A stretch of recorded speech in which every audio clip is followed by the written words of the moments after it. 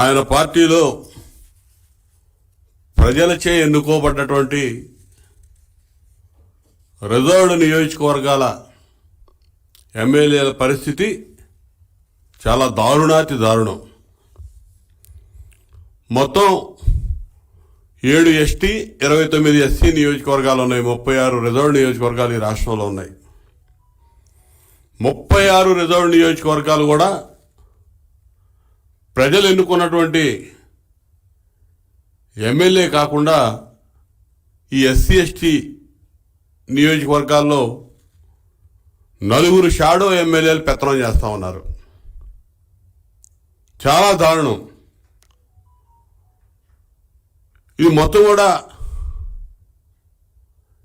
ఈ 4 ప్రధానంగా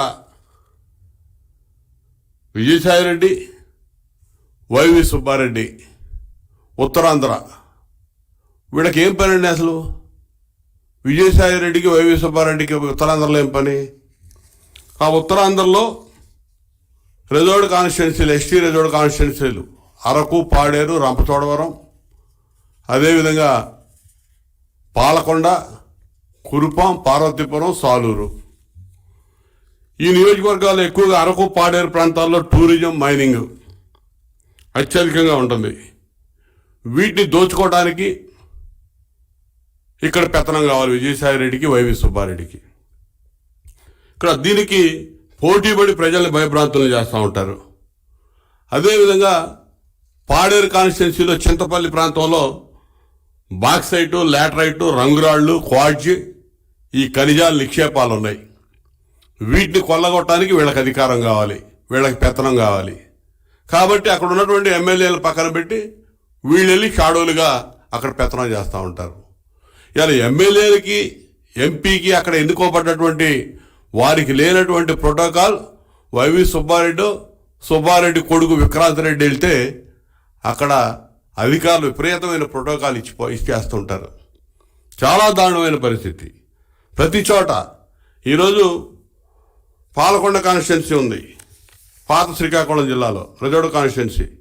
విశ్వాసరాయ్ కళావతి అక్కడ ఎమ్మెల్యే గారు, ఆవిడ పెత్తనం ఏముండదు.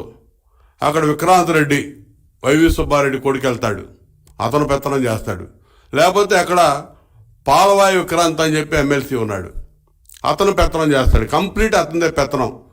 కళావతి ఎమ్మెల్యే గారు ఒక్క సీతంపేట మండలం వరకే ఆమె ఎమ్మెల్యేగా ఉంటుంది. మిగతా నియోజకవర్గం అంతా ఈ విక్రాంత్ చేస్తుంటాడు. ఇప్పుడు విక్రాంత్ రెడ్డి కూడా అక్కడ తయారయ్యాడు. వీళ్ళు పెత్తనం చేస్తూ ఉంటాడు. చెట్టి ఫల్గుణ అరకు, అతను ఏమీ లేదు. ఒకసారికి ఎమ్మెల్యే చేశారు, పక్కన పెట్టారు, వీళ్ళు పెత్తనం చేశారు, ఇప్పుడు సీటు కూడా తీసేశారు.